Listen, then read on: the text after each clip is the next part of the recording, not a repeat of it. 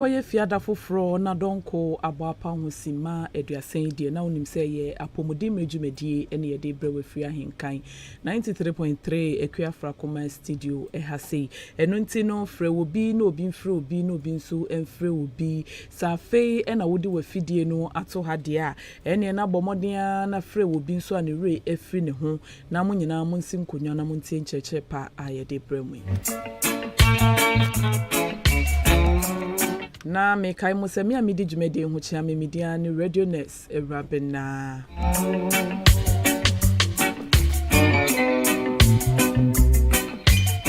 enenso nyankopon ede yen kwa ache yen na waboa yen ahwe yen so ama ya san hie biem se busua baako na ye betie apomuden ho nkyerɛkyerɛ payidie na me bisa wo se wompom mu etesen ana wapomuden no esipi na esita nso ana wo ba bi edodo kakra na mpokra no ye ka se apomuden mapakra apomuden mapano eno ene de ba de ana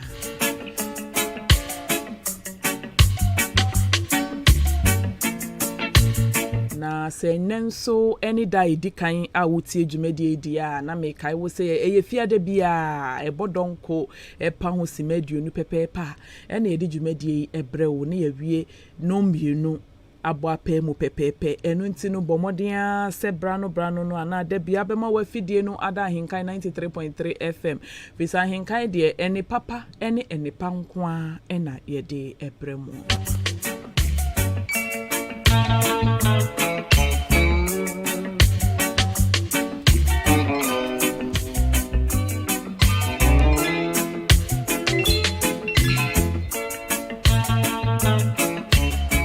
na afe 2021 no enche bia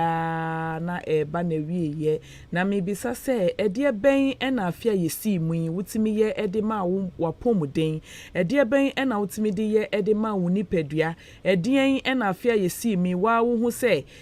wo ye ya wo hu se we de aboa wunipadua na ma wapomuden no esipi esita ana se de ben ne koso a amoa wankasa na wa hu se akofa ohaw ede abeto wapomuden eso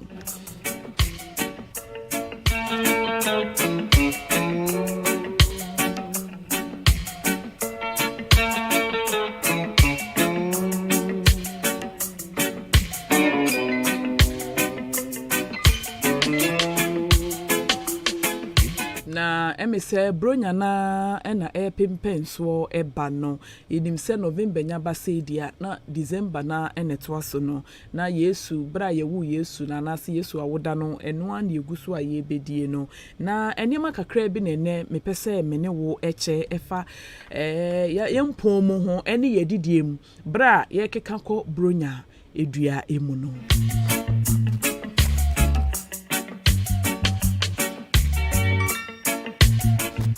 MPP no se bronya anase Yesu awoda no ebedru so se ya aya wo hu se wokodwa so a enema bebre na meni umienu yehu wo bi wo ho a woseme de metwen ebedru bronya na makototo menema nyina abegu ho obi wo ho a woseme de sisi a menni dwa meto ne kakra ebedru bronya yetete ne amaso enu ntine metwen yetete ne amaso a ende me kura 1 million kura na 100 cedi kura menya ne ama bebre enu ntino na me ka kosi so se enam enye se edufude pe mintimi enyusi edufude pe na emom ye nyina no ye pade a efo fi se wonim se bronya ebedru na ade a nke ye 5 cedi ye bete so akọ 1 cedi a menyi ni se November ye wu awie wo be pre wo ho akọ no 5 cedis wo bra enche bia ye de beje 1 cedi na emom ade baako a ewo se ye de tu ye hofo anase yesua ne se bronya kroya nso ebedru a eniema bebre na ebadwa so no bebre na a spy anase bebre na asese ai eniema bebre ebadwa so bra ye bedi bronya na Yesu awodai aya na bebre na asese mostly no se ebedru bronya saa na obehu se ye pia niema ni nyina begudwa so se ye tin tomatoes se ye tin apayibi se ye sardine se ye milk se ye fizzy drinks se ye saa niema ho roi wo konkomu ni store niema ne de ene ese wani ye boni don komi saa de ne nka baako ye 7 cedis abe so obekọ ye se baako 3 cedis ebi kwa ho ye se miensa 5 cedis na efofo yen na yate aguso na yato abegu fie ni yedi na ade baako a ewo ye mu bebree ho ne se aya ye refi mpokra se ye kwa ye behwe expiry date aya ye refi yen ho se ye kwa ye behwe expiry date enu nti no na me kansi so pi se enyarewa horo bebree wo ho a ye chi no bronya bremu bi se bronya ne de obi wo ho a ye wa fiefie bi mu wo ho a se bi mpanifo mani mu awo ansa kra na obedi mu no gise ye bronya ana bronya aduru so ye wo fie bi wo ho kra ansa no bewi akokọ no nye se ebi ni ho ebi wo ho pa na nso ansa na ebia ebeku akokọ ofie ho ama yare no na che se bronya bredru ana se hardly se obehu se ye ku aponje ho enu nti no bronya ne nya dru dia ne ma bebre ne koso celebrations bebre ene koso ebi bepia kodidwa ebi bepia kototo ne ma ye to no efutu kakra me pese mitu etiefu ahenkan etiefu nyina ne se wokọ bronya dua yi na wokọ na wokoto bibia bomodin se obema expiry date no ehia wo yie pa wo fa konko na se ye milk se ye den unya je ya maami ye sen ye 2 cedis 50 pesos wonim se ne nke yade ye ton 5 cedis wo fa na pejato no na hwe ase pejato no na hwe ase expiry date no etesen ana empempimpo no ya omo ka kire yen se expiry date no se bosumi ne kura no enya edrupe asai anampo se afene kura yenye wura afini mu asai atwero se yi March 2021 enke yenye wura 2021 ne mu kura nke nwunya mpo se nka de kro ne kura no wo beto adi enso obi wo ho a ya twero 5 December but anam se na ye 4 December ni nti no beto no akodi because yes ye chena mesre yemanya pomodin hu enhia yen na enni adifo de echi enkoto ade 2 cedi enkofa yare a wobebo ho ka over billions emeto ho so enema ni bebre wo ho a ebedu bronya brese ni epia begu abonten sa na eye nema expiry date aka no do efana ye nema expiry date aka no enye ni nyina na expiry date aka no na mom ye won pe bebre wo ho a enema nkese se egu store obedu kromu no ene drinks ni epia gu rubber so rubber esefom na drinks igu so wo fom na sardines igu so wo fom na eboni donko mi 11 cedi 11 cedi ade a wonim senke ye ton na ebia 6 cedi 7 cedis ewo mu de se wo bre bi wo ho a yetimi tete ne amaso a enye ni nyina na asei enu nti ena mi tu fo se wokoto ade bia bronya bre yi mu a bomodin ase obehwe expiry date no fi sanima ni bi wo ho a sa niam na egugugu konkomu no e won lifespan enti sanipa na wo ye na kire wo say me producing no in the year 2000 enti acha wo say 2010 ana 2020 e wo say expire na wo no etwam na wo kokoto a wo betu no obi okọ betu no be wo say konkoni mu arrest so emfa ne ho eno an say wate ne tomato say film no de aye ne froye ma me ekofo how e de abrel because emu na arrest no ekọ aduane nim reactions be take a u fa wani enhu chemical reactions be take between aduane na egu konkoni mu no any konko na rusted can no chemical reaction bi akoso wo ho a umfa wani enhu enu nti wudi egu mu no na wokofo how kese e de ababetu ni padua eso afe nso ukọ no hwe se ade bia obeto no hwe se konko na setting no emo anyi se milk tin se yes sardine ade bia eye tintin na second can no bomodin asa obehwe se baabia emo anyi bomodin asa obehwe se tokuro bia enna baabia bomodin asa obehwe se aduane kro na asa de krodie na ewom no se sardine na oye oni bi e fa ho a bomodin asa wo behwe no wahu se enye hu bi na abotokuro na oye oni bi enam ho ebi wo ho nso obehu se ase se yeti napa se yeti tomatoes obehu se esoro no epusa ase ehu balloon sa no inteno sa no se ubie so crate miji po aji po no still na breda de ayeduane adi aji po no still na sister ehwe egu ayi still mu na ode aye froye eba sa ye kofa ohaw ene ye de beto ye nipadua eso hweni ye se kan na aduane no egum no eho no enraste ye se eho araste a mento se eho amo a mento se niti na pu aye se de ehu balloon na mento obi akoto milk ohie no no atesti ye wahu pa se milk idie asen so se da we nya mehwe na wanom ni eri ni emegu ye mu ne ye ka kosi nya ne se bronya yi be ade bia wo be kwa akoto se ya de ewura wonu mu nko ade bomodin bia se wo be hwe hu yie na afi nso ye be sere mamu nto na mbasa basa ene bronya eba nanso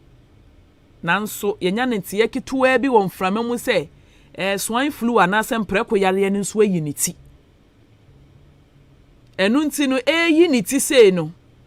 ubehu se wo bi a wo ye mpreko na mpreko be ye 2000 omu nyina nya yade yi bi wo se we mi nkotungu ne wasiesi wo mo kama ubehu ne atwitwa ne fefefe na kwabrane akoto no wawea obewie no na akofo wo ha okese e de abeto ne nipadua so bebre na ye poultry farm enkoko ni bi bewuwu yewuwu saa na ya soa fofofo ne de akoma obi oton aduane ani tirimo oden na ono so age ne fofofo na wanu ansuo hye de ahyem na akoto enti first no nka wokọ anti asomesi wokoto aduane a anka akokọ anka wotwa no 5 cedis no ene de wokọ ye wotwa no 1 cedi o anti na ene de adan wo se o bronya eba nti fofofo unyina mo mawi bi hweniye na wanko kyekere yade a meto wankasa wo so ene wo nipadua eso afeni kọ na wie ye no yemfa ya hoɔden na ewura afeni mu afefofra ebenim enya wo ho enkofa ohaw kese bia emeto nipadua eso bra bronyan ebai na emereni wo life forever debia ne meka ne se ohaw bebre yade bebre yarewa bebra yenya no ye nipadua mu no ne kofare ban nyina dodo na agina yedidie ene ne ewura yenum eso enu ntino yema ne yedie ehu enye medi bebra e de ohaw bebre ene beto nipadua eso ade bia wo be to ana se wo be kwa akofa se wo di wura wa no bomoden se wo be ma expiry date ehia wo yie na wo be hwe ne yie fi se mpempi no ye de ya ye mpe reading ento ndo nya kwa ya no asese egu ne bag mu oba fie kura wo nhwe ena ye wo mpempi nso obun se titiri drinks no ne sa niema no expiry date na pa ho no bon so mutimi sign de ade efa so sa ne a printing new expiry abo ho enti me so use wani ni yie bronya ya ebe mu ma wani no vision no manenya very clear na wokọ na akoto ade na said the ade ne tie bi expiry date ne tie wo ho bia no tumi hwe ne yie ne hu ne yie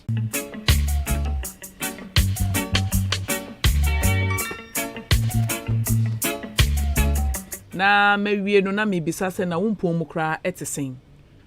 ene wapomuden no etesen ana oba bi edodo wa na ede be niam asa na ebe ye ebe ma ya pomuden no asipi na sita. When was the last time I wankasa was sorry I was say me jogi kakra ana say me boss keeping rope kakra ana say me kentin me mpomu e kakra. When was the last time?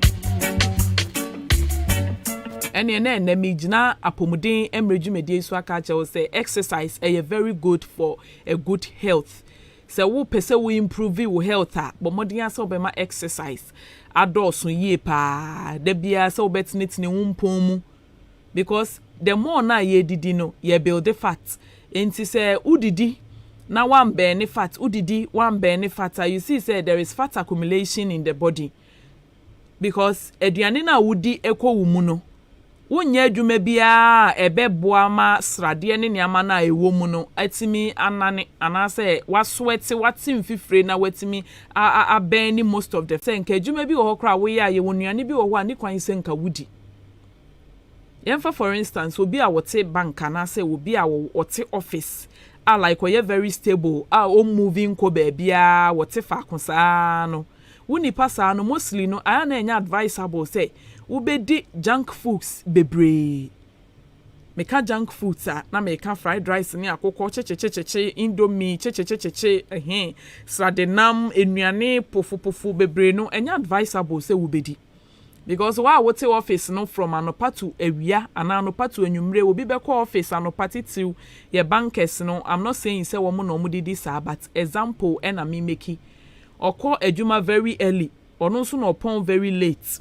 ebi okra 6:37 na afi no free office that time na then ebrebe no besenya na ode be kwa exercise in body because onim say the following day no esese osori no okọ adwuma eti okọ pe wabre okoda meaning say what if I throughout the day enti wo obi a wote office saa no ntimi fa ho ntutu obi a wo so akoko anase wo pagya ne ma emu odu obi a wo no wo so akoko anase wo ye adwumaden no wo no se wo di benkutoa edukura mpo na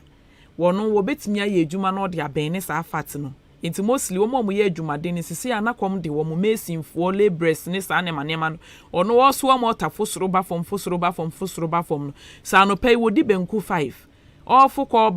ba no foko ba ne fifreti ni nyina no na obeni aduane na wadi no o use body ni use because body no ye adwuma the body is busy nti body ni use aduane no nti obe burn fat no obe send didi biem by the time obe close from the masonry work na say we no na aduane a wodi yesrade ewom ne bibia wa burn ni nyina awie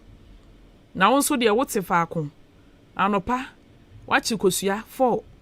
waye ti aka ho wanom osi fa akon enokra embe ni nwie ye wote hwa ebo be ye 10-11 ama obi akwaje fried rice akoko eda so se tie nie wasan we wadi fried rice na ka ho wote fa akon a ebo be ye 3 wasan soma munto fufuo wante ayi ho mreme fufuo nso a woto nso a ato fufuo 3 cedis enam 15 cedis wasan we we nyina san gu yam wuwie ye wusi fa akon saa anadwo ukodru fie na nka we de wosan ka ape fruit bi twitwa na nka wudi na woda no ukodru fie na wasan kwachi kusua asan yeti wasan no unum wie ya umpa so twon akoda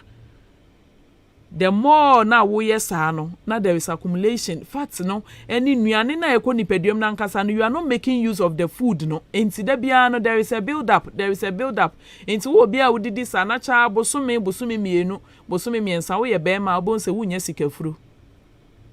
sana mo frɛ no sikafuru but ni nyina no enye sika na de ba sɛ wo ye oba nso a obonse wo hyase wo ye kakra ni nyina no later no ekofa ohaw ena de betu ni padua eso ukonya ukoye obese na say obesity eseti in na you see say aya na moja kra no say de moja bedi ofrisane wo wuntini mu kra no aya na enokra yasem etimi kofa hypertension e de beto so ebi wo hokra etimi kofa stroke because ntini no srade ne dose oni padua ni ma etimi sisi ntini ne kwan moja ntimi ndi ofrisane na ko wo hwa obonse wakonya blockage in your veins and arteries na akwakofa stroke e de aba beto so enti exercise ehu hia yie pa afin so nutrition ya momodin ase ebedidi yie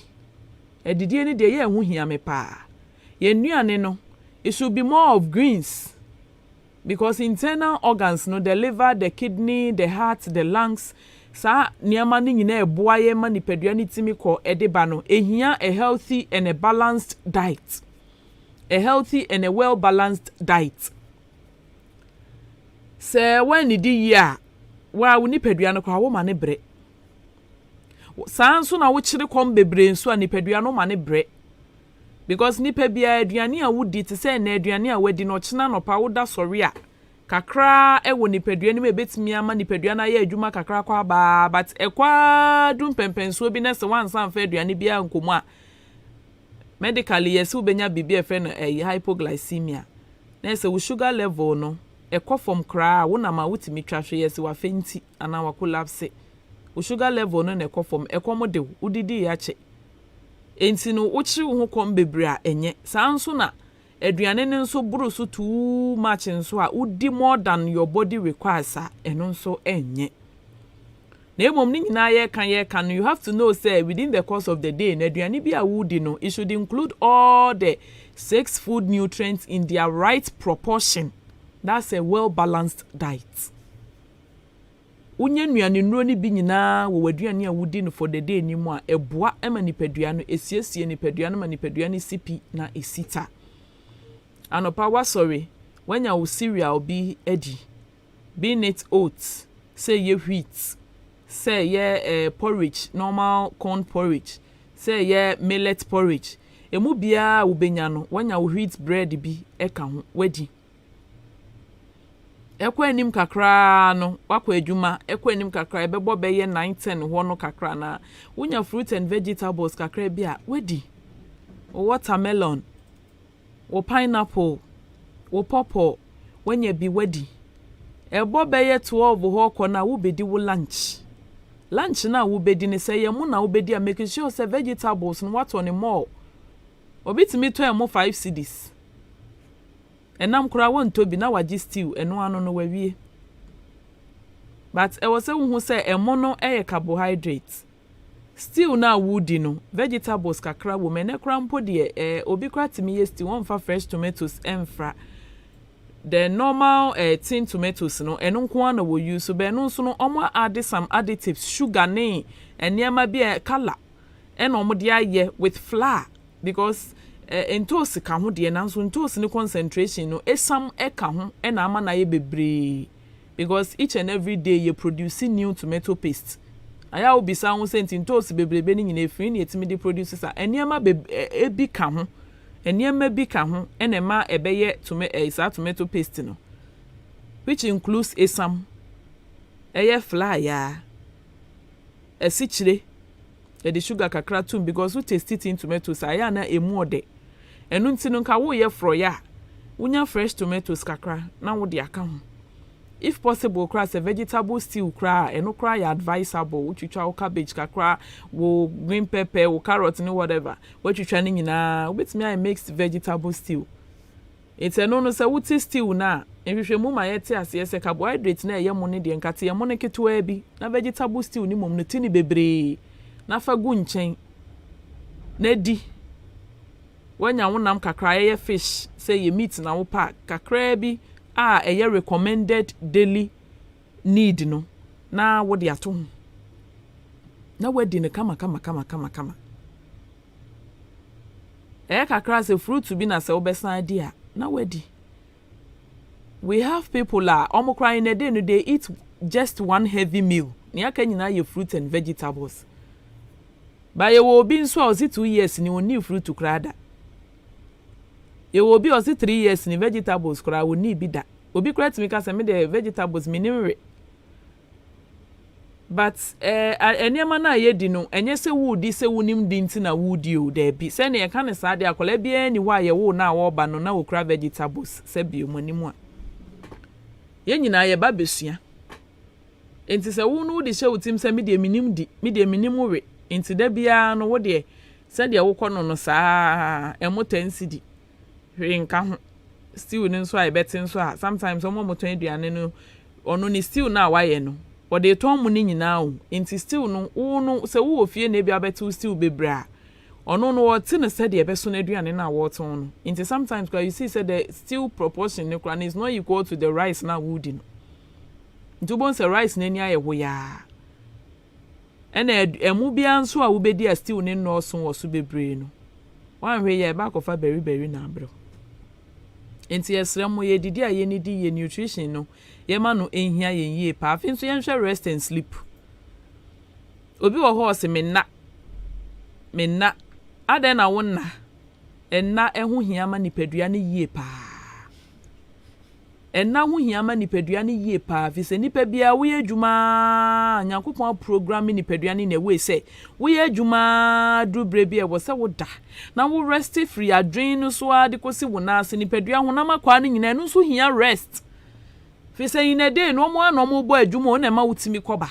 enti no koba ye adwuma kakra time dru se wo da anajo da na body no so en rest so de be ya anopa no you feel very refreshed udware wasentimi akọ ye adwuma no obi wo hwa throughout the day ono awana anajo no so e wo so woda no so boa wonna anajo so wonna eni gusu saa na de achen obi kura de wo se mekoye adwuma anajo no afi no koye adwuma etu wo yesa o the stress ene to wankasa wo ho so stress because obi de ade abre wo se pam obi de n'adwuma bi abre wo se ye mame wonim se nipa ne hye wo se meba beje no chena enso watena ho wanya afi wa wotena sia ene no wo kai se yi wo so ba beje ne chena e chena no de ye engagement e chena no de ye wedding no na se ne ya wugina so na wutwitwa atade no na ne ya wusiri pe anadwo no na ade pam Why sa to aso aye sa to aso anti na kora wo nnabi wo yesa ukofo hawo e de beto ni padua ne so in general yare ene be kwa kofa e de abrewo kwa me kura so benya adwini mu hawo wo benya BP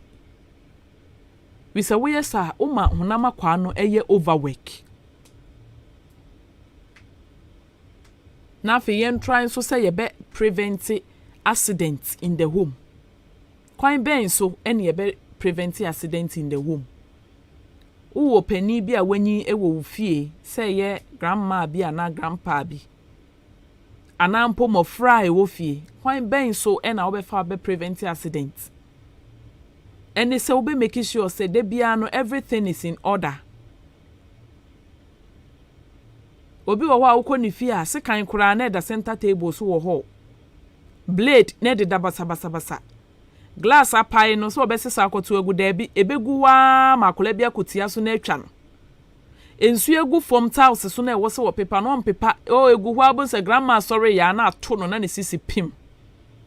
Grandma tehwe ye no wan sorry biem na stroke de ne ho abagim. Until there are some petty things bia ya na ye ene ye de kofa accident e de ba. Ye kan accident anya ka akwanhia nko. Accident bebre si wo ye fie. Se kan kura twa abofra eye home accident. Blade twa na eye home accident. Abofra tehwe no pra eye home accident. Ni nyina na ye niam nkitinkiti bi ne kofa de ba. Enti ye modern se ye behwe ye husu ye. Sometimes we have homes bia you see this bathtub ni bi no mo de dware this ye fence cruise so say ye say friend say. Enu bi no mo dem eno mo de dware. Na wonim se saade we na wodem a wodi dware no. Wa dware ade mu a 2 years. Untwitwi mu da. 1 year untwitwi mu da. Ene mu aye tro. Enti da ko ko ya utwitwi samna na yi na wode efa wo ho na ugina mu na na to because emu otro. Ene wati ko pan e boy no ano no wansori biem na awuye. Enti no niama kakra bi wo ho a e wo say ye to prevent accidents in our homes. Ense kind blade fatu safe place. Even normal edro a ye no no say edro no da bia wo to a ya hwe ho. Empempi no ya ye mpe reading. Na emo pe reading abe wo say wo to edro a ya tworo ho say keep out of reach of children. Na chese mfensi ba bia abofra ne be hu no bekwa akwafa anom. We wo ayaresa bia obehu a o no obi dia kwala dimrika aden a address wo kwatam wanom bottle ni nyina wanom adru egu bottle ni mu nyina enso adru ne nkanya adru akwala anom ba enam se wan fancy yie no na wonu nso abofra woni ma de kro nti no ena okofae ena onom ye enti ye momodin a say ye be prevent home accidents. Afin so yemomodin say ye be ko ayaresa bia voluntarily na yankasa ye be ko say ye behwe ye mogem na yare bi wo ho aye hu ntem na ya so ano ntem fi say se wan hu ntem a e be hyehye wo ho a da wo be hu no na je se wo be wu enti ne yema checkups no enhia yen yie pa.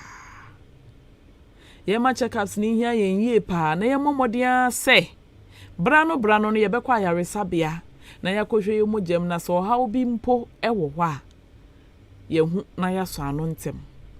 sara nso na so ha obi ewo ho se ye mojamroso se ye sikire yade se ye dien bomodin ye se edura doctor de wato so se no mu no obenom no se de wo sefa no obi wo ho doctor ka che ne se wo mojamroso wo ya de sin ye de aduro ni ma ne pe okope odi rani baguma wo hu biem je se okai se ye e chana meko review okwa na wasan akọje abegu nti obi agi nru egu hwa mene ne bag mu ayema na menim ne aduro no ode eye titiriw ene ye nuanom apemfo no ye maame no mapemfo ye nuam apemfo no oba apemfo clinica aduro na ye de ma ne se nom na wo moja no enye stable moja aduro ne niama no obi de ne de egu hwa nya rubber ma ena eduro ni gu ho ena ono nso akwa yaresabia ne aka chen se umoja so ate obra ya ma na eduro firi asase se nom se be ya umoja no enko fom oboa oje ano de akogu ho oje ano de akogu ntinem ohaw bebre wo hwa ya na ye frefre ohaw ne de babetu ye nipadua so ya na ye frefre ohaw ne de babetu ye nipadua eso na mekoso akai wo se ahenkan apomudin mredwumedie no wasongo so a wutie wa ahenkan 93.3 FM eso no ye de bra ofiada bia bra donko abo pounds medio no dikozi se no mienu ebebo apa mu pepepe yen WhatsApp any SMS line is 0594841044 0594841044 ye stream live on so e wo Facebook ko search for ahenkan 93.3 FM ne ye capital letters na ko leave comment to betimi nso a share na obi nso ono nso enimu no ono nso nsa aka bi na ono nso a share enti mesremo enema nkitinkiti bi wo ho anka ye betimi asi ano kwan se de be ya enkoye o hawo kese 0201944485 0554820910 0201944485 0554820910 ubetimi afre wo asembi sebi wo adwenkyere bi ubetimi afre na wo de aba enchia no eye wapomuden na wageme so se ewo mea mensem dwumadie a wutie yi eye ahenkan apomuden mre adwumadie yema ya apomuden ho ehia yen afeni etoso biem yema modin yie pa say over the counter drugs ye be limit no miti ye me ya karoro no adru drugstore me topara we body okokra o me onka nje pharmacist ni mpo say ebia miti ye me ya nti no mpacho pharmacist ni so ebisa ne bebi so na da ye wo sen start sen ye sen da bi we de ono osore ya eno ane say wadru drugstore me topala obetopala sa de bia me topala odesa no abuse paracetamol sa hello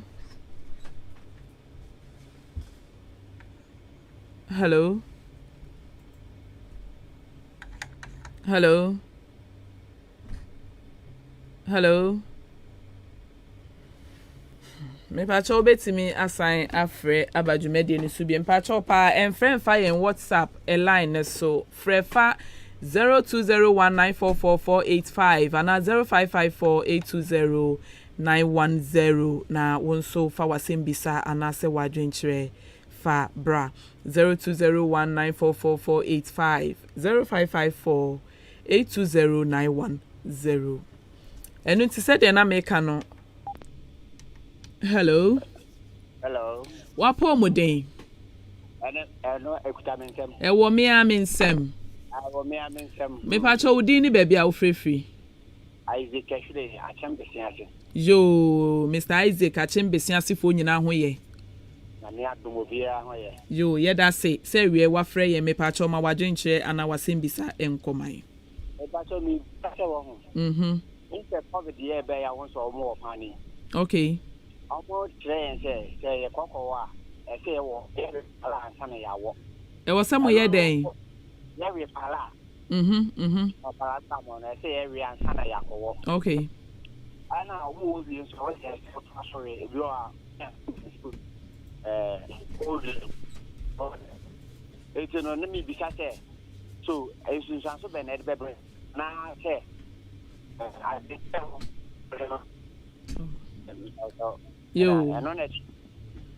Yo, Bra Isaac, ye da say, so free Eddie Badge Medie, eso. Oh, ko say, ya sure of free for back on 0201944485 0554820910. Hello. Wapo muden. Me pa cho udi ni baby a wo free. Nana moro ni apabrebo en. Asene nana moro ni abra kwabrebo a udin wa. Yo, me pa cho yetio. Me pa cho na wo ka bi pa drag wo. Se wo be pa to drag. Na edia starting the. You kai last time. Me ko to edru e wo 1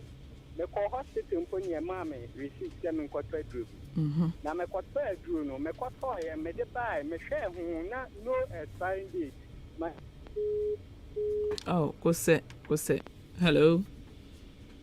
Hello. Modern.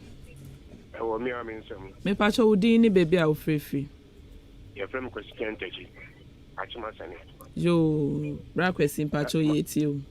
Me pa cho madam Queen na me na mpa. Na madam fono se ni tie ni yo.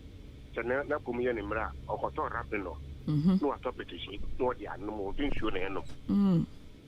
Ade be chino na ho din. Enti kam yesu ya no. Enti dachi bi no ebenyin sunso aso boni on so ana. Yo. Se ende nyina wadayo. Yo, me pa cho mate me yi wa no. Me da se o fre ba djumedi so. Hello. Wapo Modern. Oh, near me. Me pa cho udin any baby a ofrefi. Eunice Odan. Yo, sister Eunice me pa cho my yeti o. Ejuma me yake janiema. Na elho na me fi me left hand hono, me fi hono. Na hono ye me ya. O left hand. Ya o me fi hono. Okay. Ya na hono ye me ya. Ina tan se komo de me ya. Me tata se to ko bi da hono ye me ya pa. Okay. Dia enchene ko. Epe mi se ko me didi kra na so hono ye me ya. Me pa cho so didi a wo he na ye wo ya. Me fi hono me ka sa ni janiema na ye me ya no. Onfe ewo wo nsa benkum so. Na pa cho akwa yare sabia. Me quiet no mo ka say thank you me right hand na dia aka problem ho. Ba ya ahase na dia nyama na pejapejana na. Okay. And so it time become introductions me feel so honey me ya. Now so ye adwuma ben. I'm some plastic chairs. Okay. And rabbit. Okay. Yo, me pa cho mate. Ebe yi wa no. Me da se wo fre de ba djumedi so. 0201944485 0554820910. Hello. Hello. Me pa cho wudin ni baby a free. Linda, me first nyina se. Yo, sister Linda nyina se, pa cho nyina se fo nyina ho ye. Na me ado obi aho ye. Okay. Pa cho mo adwenche ana wasem bisa nkoman.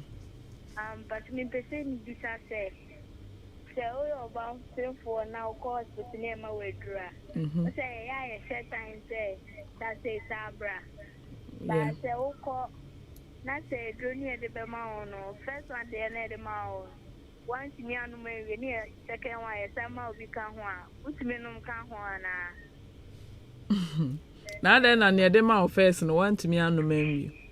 Hello, wow, me ko na me num wie. Ene e wonnum. Is a drone na de ma near the mount. Say 1 month na wo kwa ye de ma for 1 month. Ye hwese de bia wo benum for 30 days. Inti 30 days ne be so a wo beba no. Na aka ba akopɛ anampo se asa. Inti se wo be kona num nwie dia na maame eduro no wo num o. Mate, meyi wa no. Why? Yo, me da se wo frɛ ba dwumedi so. 0201944485 0554820910. 0554820910. Hello, Wapo Modern. Hello. Ewo me a me nsem. Me pa cho di ni baby a free. Yo, bra kwa bna oda, me pa cho ma wadwencha na wasem bisa nkoman. Pa cho de bia preko na no wi na bia nya no jaba to ha me na. Preko na de bia wo wi na bia nya wo de. Oh, mate, me yi wa no why? Mate, me da se pa ye. Yo. 0201944485 0554820910. Unso betimi afre na wo de wasem bisa aba. Hello. Hello. Wapo Modern. Me pa cho di ni baby a free. Mr. Jekum achime subua. Me pa cho ma wadwencha na wasem bisa nkoman.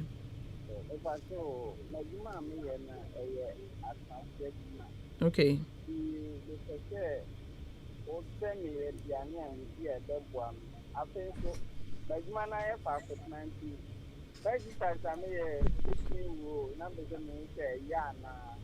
Okay. Yo. Me pacho mate me da say ye pa se wo frɛ ba dwumadi so me da say 0201944485 0554820910. Hello. Hello. Wapo mo den. Oh, me pacho din ni baby a free. O ma me mpene. O ma me mpena. Pacho so free he. Kwa boedi number 2 obi ma me mpena. Ai. Me pacho mo adwen che enko. Fufuo. Na fufuo no na ese de bia wudi wonse ye wobi oho di na no pa di na nwumre obi oho di na wia pe wo de no di ne sen wia before 5 dia na we de awie but every day wudi fufuo ena no sa na no pa na aduane ben na wudi woni ambisie bro di fra na nwumre no nso wasan di den fufuo na nto de wonta mpe fruit ni vegetables ni bion dabi on say the wajesun mate me you ano me da say o frɛ ba dwumadi so bye bye 0201944485 0554820910 ai yo yes medical share every your brother and your papa wo frɛ ya wo say na damfo me for last caller. Hello. Papa wapo mo den. Me pa cho din ni baby a free. Aseni me pa cho mo adwen kira na so asembisa enkoman. De o kanu no kwapa pe eniani a sei tomanto sibitu no na aseni da ediani. Nti betwa o se yale bi yankwala na ya die yale ukwa de penina first na kaye ni. Okay. Okay. Mani mina na ko fa sensi so no eba. Okay. Nti ye betre eniama asaya no. Ye bedi bonya ne bebu kombebre. Mami ni bizate. So ba ko pe no ko fa na ya ntono dia ba na. E free factory ho. Kubengu ankana gusu kumati na gusu enye so bi ka e factory na. E factory, okay. E factory na nti ye betre ba ma bontia ye nto e troni ade a wo kan ye obi ya ni mo. No bia ni ma bla nti ya ho food and that but omo nhwe nyame yi man no mo monitors no edu bullet say no omo nya dwuma yi yo abebo abom yo ye da se ye pa wo nso wadwenkyira ode abre etifo ye da se mesre yintimi emfa ofrefo bia ebrem na yenyin se misane nyina ano ye papa odi ka frɛ ye wo se nadamfo bi me pa cho yintimi for ofrefo bia biem oh papa yi ono ampoko dada yentimi for frefo bia ebiem wose na dan for rapino ene appetition papa kacha wadan for no oku ne ho ose ne mrebo ose ni liver mrebo na da ye body nim na anase nipadua nim no mrebo na nkasa no empe meka NSAIDs anase NSAIDs painkillers say ye rapino say mo free bi for pain sanya manema painkillers ni in general paracetamol ni bebrebe no mrebo no empe ni bebrebe no mrebo no mpe enti no mostly no we advise say even paracetamol kra no o abuse ni bebre a wo se wo mrebo no wo se wo liver no enti ka painkiller de once a while bi na nka wafa ena se wo hwe na se wo severe pain mu a mostly no oba hospital kra na they do give injections ye be wo pane na ama pain no abrase ena wo fa painkiller enye de bia na sese wo fa painkiller sometimes kra na ye wo headaches ni bi wo ho kra na enye dro ne hia you just need some water onum wi a wo shower you go and sleep sometimes headache ni bebre out of stress obi o ha wa ye juma time e wo se nko de gina homia na de rest no one rest interbasa ma wo headache naturally inti se wunya enough sleep na wa wo da obo so be sorry no na we feel very refreshed enye ni nyina na ye aduro appetition alcohol enso ye very dangerous to the liver na wo de NSAIDs na nkasa liver ne mpe o fa rapino eno ankasa ye painkiller wo fa ne bebra emmoa mrebo no apetition nso ye mrebo na chiwade kese akọhọ ena wasan de apetition akoka rapino ne ho ena wo se wafa ne several years enye ne hwe because obia ne how ne body ne respond to bibia at a time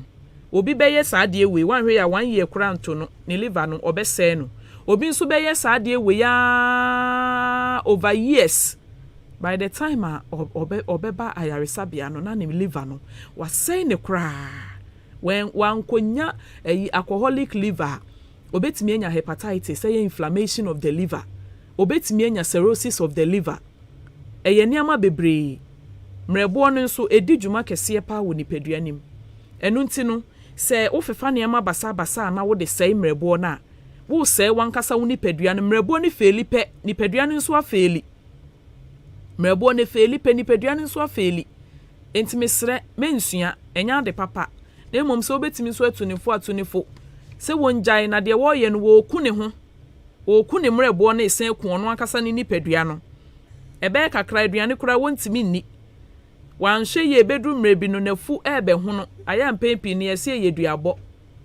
medically ne ye frɛ no ascites nafu ne be hye saa agese ye kwotwe nsuo ne free yefunu ne mu ansa yefunu na dwom wanhwe ye hyase obeka so ye sikafuro be hu an efuro na etotwe ye ne ko hospital ye de ayi ye be connect tube ato nafum ne ya twensu fi bi afri nafum na esemrebo no na ase mesre ni odi so ne se para na me ka se para bebrenye na nso omukọ covid panien na ye se omunika no para na omu wie nso omu fa mesre covid panien no bia ne how our responding body ne responding to immunizations and as vaccination even enkwala nketo ne kura no omu sire mu panien na ye omunya 40 days dey ko omu wo no oba na obewa ye di ka ma ne maame ma ne para syrup owo wi a ne yasan ma ne para syrup because akwenya na se possibility se owo wi a wo benya ho hyere no wo soro obi wo ho a wo wie kura wo se me ho ye mbasabasa ase me honam ye me ya obi wo ho a site na nkasa ye wo panien no se ho ye me ya obi wo ho wie pe gyan ne tipai enti no di kan nom se de be ya wo wie enkofa sa wo ha na nkasa emma in the first place ena obi wo ho nso a wanom awie na ya wo no emma that particular time but e bia e break akra be ma be ye nwumre anana de chien no bo nsafe wa start enya the side effect of the vaccine enti na wo wie nso a ye sesa anom ena wawie na wanom no e bia doctor be ka che se para anonom no before wo wie anom ade chi anom na nwumre san anom unum wie atwa so obi wo ho a okwa yaresabia na e bia ye ma ne para makoma 30 ensan ya wonyaye obenum ni nyina manasa there be sometimes ne nyina na ye de ama wodi o but enkyere se nom ni nyina kosi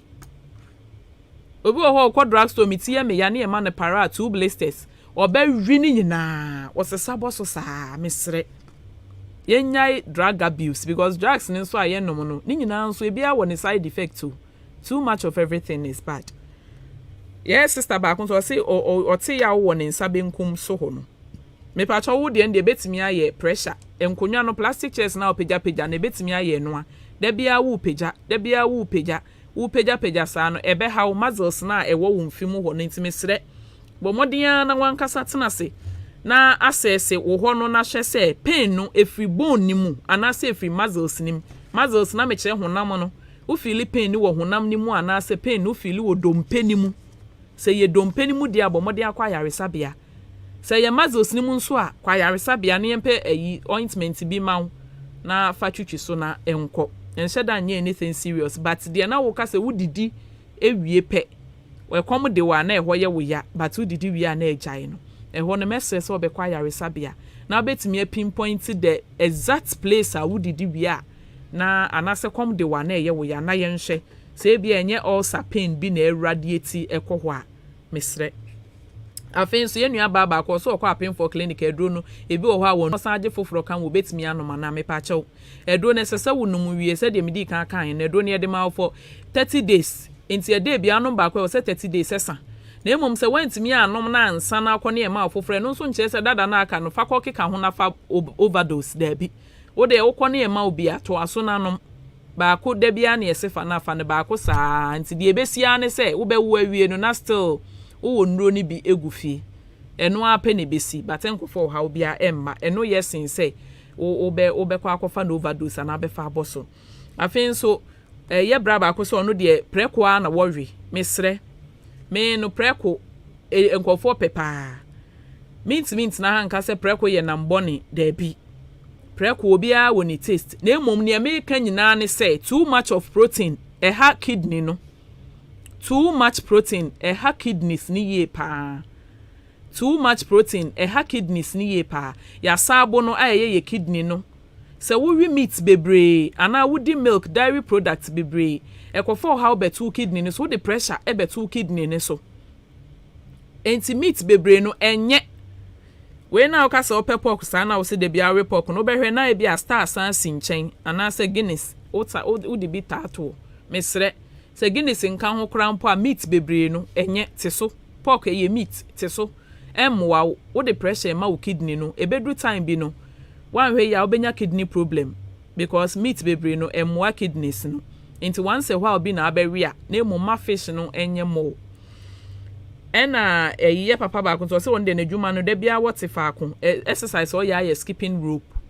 enti me pa cha obetimi abo wo skipping no wo de obetimi skip sa no pa sorry a first thing was skip enwumre wo pon so na akwa abo modern asa obe skip se bia no pa be skip 100 enwumre obe skip 100 is okay ena wote fa ko sa no me sema fruit and vegetables no nyemo at least utimi di one heavy diet and one heavy meal a day ebe boy no so no that heavy meal no should be in the afternoon maybe 11 or 12 thereof no na we this heavy meal no udi eno a enwumre mu ho ko ne dey at least unya wo vegetables bi twitwa na uria I think say it's okay na enwumre no unya fruits bi some soft fruits bi a eno no be boa easy free bowels na afi ye be san prevent constipation e be san so aboa to reduce the accumulation of fat.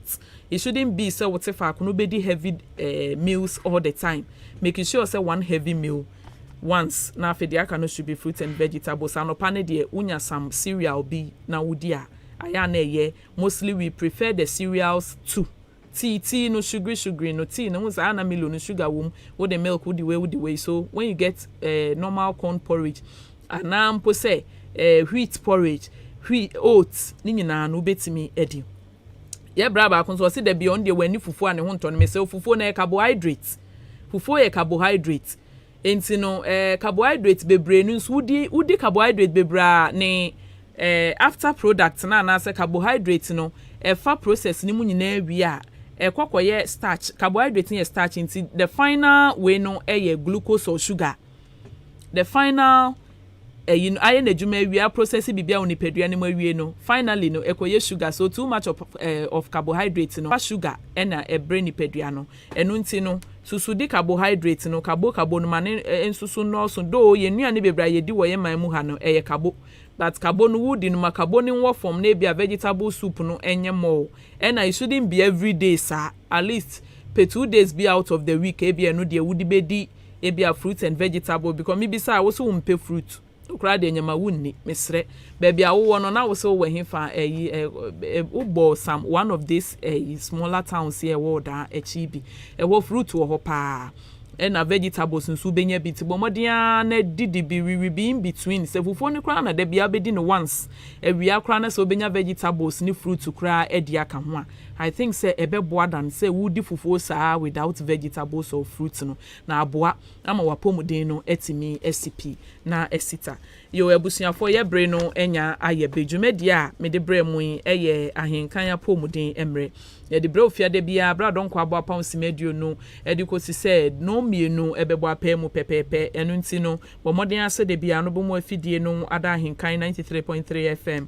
FM no eye capital letters de bia hye ye wo ho live na follow yen na nipa bebre na wobenya de afri mu ya nkasa ye brother Father Dixon